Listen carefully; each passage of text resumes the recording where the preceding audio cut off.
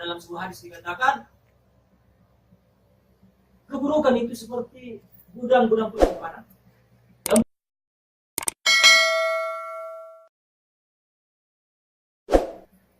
Makanya kata ulama dalam setiap ini amalan kita jangan sampai ada amalan kita kezaliman yang kita perbuat dari yang mulia yang hari ini orang juga kerjakan gara-gara kita.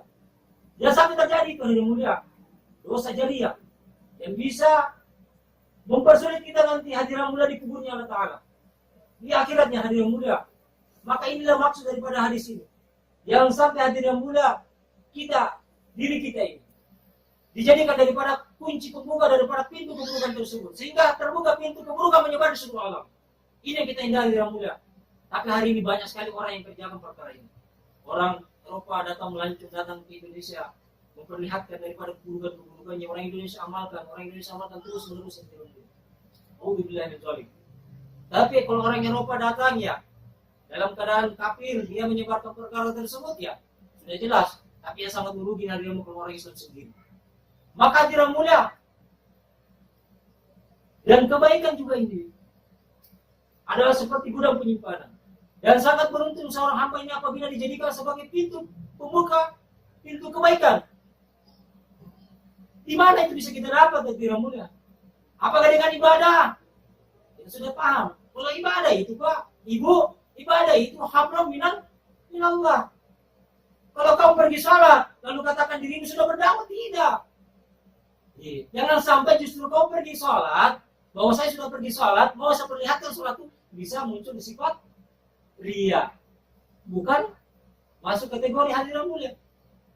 Tetapi dikatakan hadis Rasulullah Ta'ala penyebar kebaikan hadiran mulia memang kita ajak, ayo sholat, ayo kita baca Quran, ayo kita berzikir kepada Allah, ayo kita keluar di jalan Allah, ayo kita naik haji, ayo kita umrah, ayo kita berzakat, ayo kita bersedekah, berinfak, membangun masjid dan sebagainya tidak mulia. Ini dikatakan hadiran mulia pembuka pintu-pintu kebaikan. Nah sangat beruntung seorang hamba dipilih oleh Allah SWT. Nah kita hadiran mulia orang yang keluar di jalan Allah, rijal kita yang buat mempunyai dengan benar. Kita sendiri menjaga aurat, lalu ada tamu yang datang ke rumah kita, lalu kita sampaikan perkara kebaikan, perkara yang hak. Maka ini yang dikatakan orang yang beruntung. Ya.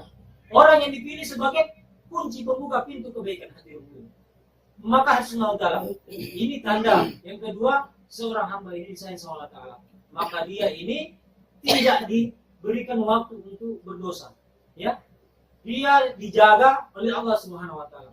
Ya, pada suatu ketika Rasulullah Ta'ala satu malaikat ini berjumpa dengan malaikat yang lain. Maka satu malaikat ini berbincang kepada malaikat itu, dia katakan, dia bertanya, kamu dari mana? Saya ini, dia katakan ini malaikat, saya ini baru-baru sudah menjalankan daripada perintah Allah, salah satu perintah Allah. Saya ini diamanahkan, diperintahkan oleh Allah Ta'ala mendampingi daripada satu orang kafir yang dalam keadaan sakratul maut. Mendampingi daripada satu orang kafir yang keadaan dalam sakratul maut. Maka ini orang kafir, dia mau sekali makan ikan. Ada hajatnya, keinginannya ketika sakratul maut mau sekali makan ikan. Maka Allah perintahkan kepada saya untuk ke laut, menghalau daripada ikan, menggiring ke sungai. Setelah ikan tersumpai di sungai, maka ditangkap sama nelayan.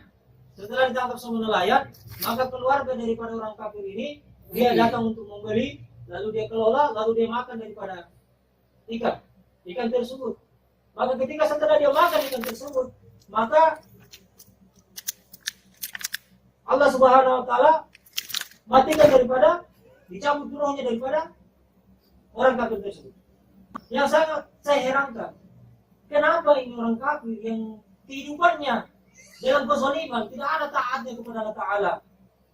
Kenapa dia ini keinginannya diberikan, hajatnya diberikan oleh Allah Subhanahu Wa Ta'ala? Kenapa seperti itu? Dia heran, ini malaikat heran, kenapa ini orang kafir mau makan ikan dikasih. Ternyata tidak murah malaikat ini yang satunya juga bercerita bahwa saya dulu juga pernah juga diberikan tugas oleh Allah Subhanahu Wa Ta'ala. Saya mendampingi daripada orang beriman, orang yang taat kepada Allah, orang yang senantiasa terjaga daripada amalannya. Sebenarnya saya juga heran, karena orang beriman ini ketika dia sakaratul maut dalam keadaan haus sekali mau minum, lalu ahli keluarganya pergi ambil air minum, tetapi Allah perintahkan kepada saya untuk menjatuhkan daripada air tersebut, sehingga orang beriman ini tidak jadi dia minum. Lalu dalam keadaan haus, lalu Allah Subhanahu wa taala matikan dia. Logikanya memang Pak, ya, kalau kita berpikir dengan kisah ini, riwayat ini, loh kenapa hajat daripada orang beriman ini tidak ditunaikan oleh Allah Ta'ala, lalu dimatikan? Terus kenapa ini orang kafir ditunaikan hajatnya walaupun ini kan jauh sekali tempatnya di surga halau, lalu diberikan hajatnya, lalu dimatikan Allah Ta'ala? Maka hadirin yang mulia, Allah Subhanahu wa taala Allah hak. Ya. Berarti yang patut kita semua. Tidak ada perkara yang tidak diketahui Allah Ta'ala.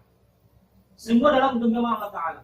Maka dua malaikat ini menghadap kepada Allah Ta'ala. Lalu Allah Subhanahu wa taala berfirman kepadanya, wahai malaikatku, orang kafir ini juga beramal. Orang kafir ini beramal sebagaimana orang Islam beramal. Dia membangun masjid. Orang kafir ini juga membangun daripada jalan infrastruktur.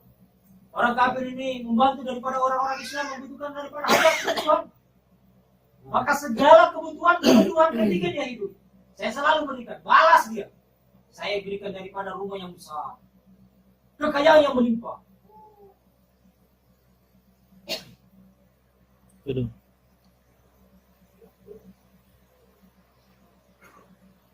Saya berikan daripada kendaraan sesuai dengan apa yang diinginkan. Saya berikan daripada istri yang cantik lebih daripada satu. Saya berikan daripada anak-anak, ya, sesuai dengan apa? Semua hajat-hajatnya saya sudah berikan.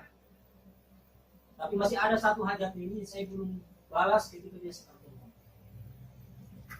Maka dengan dia makannya itu ikan, maka dia datang dalam di hadapan saya dalam keadaan tidak membawa satu kebaikan.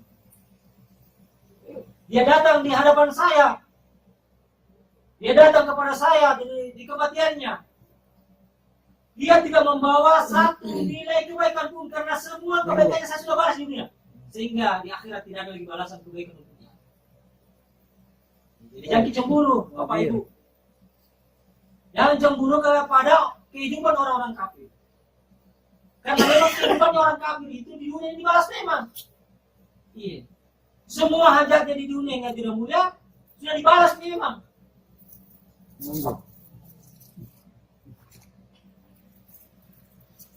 Tidak ada lagi hajatnya di dunia yang sementara tidak dibalas, tetapi dia datang di hadapan Allah Ta'ala tanpa membawa daripada kebaikan, sehingga tinggal diazab oleh Allah Ta'ala.